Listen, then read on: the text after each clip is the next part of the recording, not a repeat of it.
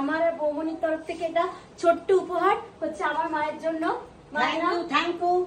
আর এই একটা গিফট আছে, এটা আমার বেস্ট ফ্রেন্ড মাকে দিয়েছে, যদিও সে আমার মায়ের ছেলেরই মতো। তো মা, তোমার এটা গিফট তার তরফ থেকে। Thank you. আচ্ছা, তাকেও থ্যাংক ইউ। আর এই যে দাদা দিচ্ছে কাকিমাকে, মানে এটা হচ্ছে আমার বৌমনির মা, মানে হচ্ছে দাদার একমাত্র ওয়ান অ্যান্ড অনলি শাশুড়ি। অনেক শুভেচ্ছা, অনেক অনেক ভালোবাসা।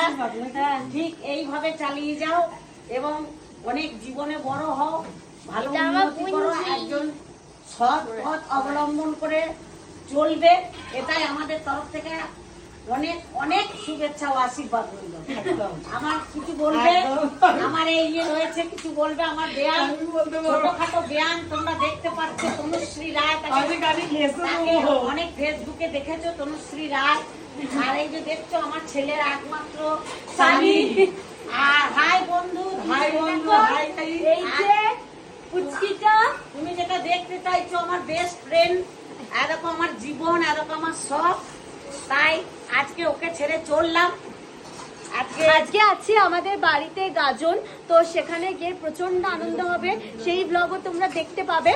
তো আজকে এই ব্লগটা এতটুকুই থাক, এরপর থেকে সেখানকার আকর্ষণগুলো দেখাচ্ছি। চলো, টাটা, ভালো থেকো। ছেলে মেয়েদের